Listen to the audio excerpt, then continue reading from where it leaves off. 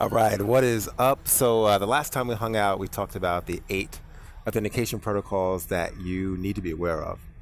And now we're going to talk about network access control and telephony. And I think you're going to like it. So it's going to be a really quick video. So when we talk about telephony, we're just talking about using telephone networks to access an internal local area network, right? So dial-up modems, I know it's a thing of the past, but believe it or not, there's some organizations that still use dial-up, and it's great for, if you're on the road or you just need to connect and you can't get access any other way. So dial-up is typically still used in those situations. They're usually leverage what's known as POTS, which is the plain old telephone system or service, POTS. And that's pretty much how you'll gain access. Now, what happens after you gain access? Or what happens before you gain access? What happens if you've got this, laptop that this company laptop, and you bring it home, you somehow install BitTorrent on it, you download some malware, now your machine's infected, and you're trying to remotely access the corporate LAN. Well, obviously that's going to cause a problem because now you've got an infected machine joining the LAN, and you run the risk of infecting other machines on the LAN as well. And so in this kind of situation, one thing that you can do as an organization is deploy what's known as Network Access Control, NAC.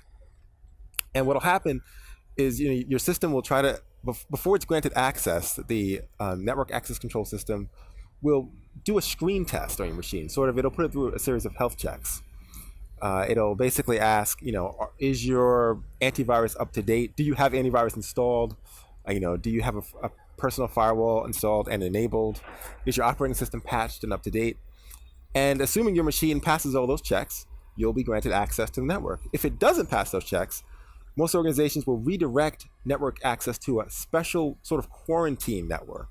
It's actually called a Remediation Network. And this limited network allows the client, the computer that's trying to access the internal network, access to very limited resources.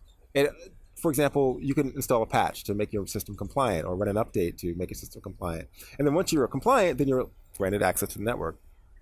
And usually these computers are running what's known as an authentication agent that sort of periodically polls the network access control server to, report the health of the system. It's continuously monitoring the system and continually reporting the health of that system to the network access control center. And, as long as you're compliant, you're granted access. The moment you're not compliant, you're removed from access and you're put into that remediation network.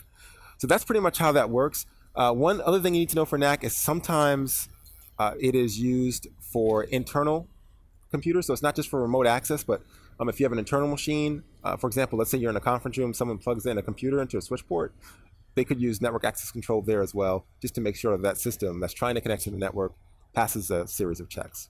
All right, so that's all I got for that.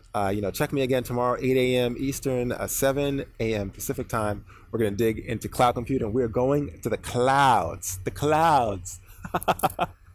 All right, we're going to the clouds, and wait, I don't even know if you saw the clouds.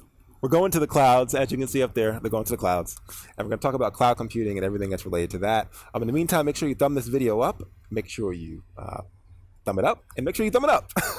And don't forget to subscribe, because everyone loves subscribers. Every time I see a subscribe, it helps me out big time, and I really appreciate that. And I will see you tomorrow morning, 8 a.m. Eastern, 7 a.m. Central. All right, don't forget to leave a comment too. All right, peace.